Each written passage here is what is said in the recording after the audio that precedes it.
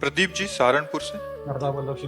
श्री हरिवंश महाराज जी मेरा प्रश्न मृत्यु भोज को लेकर है। मृत्यु भोज खाने से पुण्य और ऊर्जा दोनों नष्ट होते हैं, तो महाराज जी क्या मृत्यु भोज खाने से अपराध लगता है? अपराध अलग चीज होती है। अपराध होता है जैसे हम कोई गलती करते हैं, वो अपराध नहीं होता।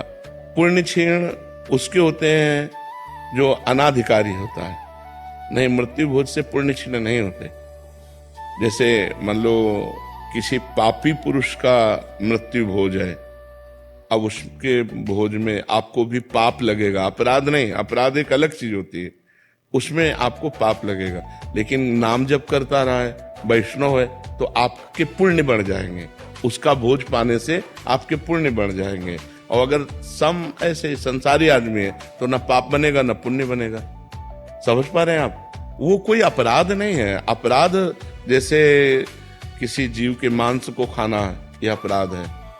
या किसी का हिस्सा चुरा लेना फिर उसका भोग करना, ये अपराध के अंतर्गत है। वो अपराध के अंतर्गत नहीं आता है। वो मतलब मृत्यु महोत्सव है।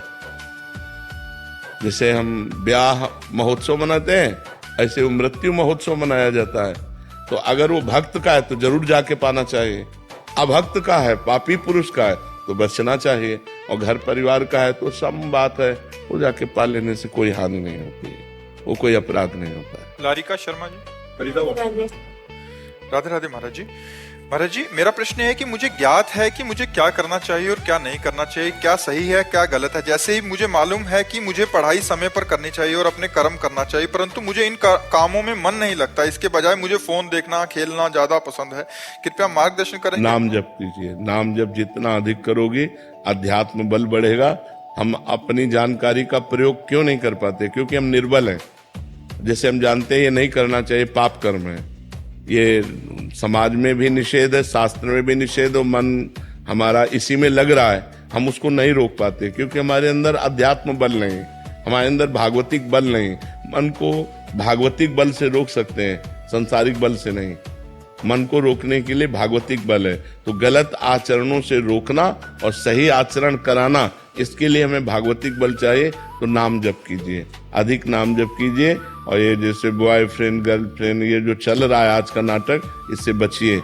नए बच्चे हो, कभी ऐसी गलती मत करना। नाम जप करो और चुपचाप पढ़ाई में अपना मन लगाओ और मोबाइल में गंदी बातें मत देखना। घर वालों की आज्ञा में रहो। नहीं, आजकल बच्चा बहुत समय खराब है, वो मित्रता का नाटक करके तुम्हें फंसाएगा और फिर गंदे आचरण करेगा। बिल्कुल नहीं, बचो। अभी जब मतलब भगवान उस योग्य बनाकर ब्याह करते हो तब बात अलग है। तब तक बच्चों को बहुत सावधान रहना चाहिए। ये सब गंदी बातें नहीं करनी चाहिए। बॉयफ्रेंड करना, नशा करना, ये सब बहुत हानिकारक है। छोटे छोटे बच्चों में गंदी बातें आती तो बचे रहना बच्चा ये बहुत बड़ी गंदी बातें हैं। मीनाक्षी जी। श्री हरिवंश महाराज जी जब भी श्रीधाम बुलाती है तो मेरा मन श्रीधाम वृंदावन आने की खुशी से ज्यादा यहाँ से वापस लौटने के कष्ट में होता है। और जो प्रभु के द्वारा दिया गया अभिनय है उसे पूरी तरह से मन नहीं लगा पाती महाराज। नहीं, अभिनय में मन लगाओ। और ये दुख होना अच्छी बात है। धाम छोड़ना, भगवान का नाम छोड़ना, भगवान की रूप लीला छूट जाना, इसमें तो दुख होना चाहिए।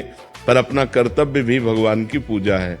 जो हमें घर परिवार, पति पुत्र परिवार आदि मिले हैं, इनकी धर्म पूर्वक आराधना करना, ये हमारी पूजा है। उसे नहीं छोड़ा जाए, उसको किया जाए। अगर वो छोड़ दोगी तो ये भी सुख चला जाएगा। ये जो वृंदावन आप आती हो, आपको सुख लगता है, ये भी छूट जाएगा क्योंकि अधर्म बन जाएगा। अपने परिवार का पोषण करना धर्म है। तो भगवान ने आपको ड्यूटी दी है।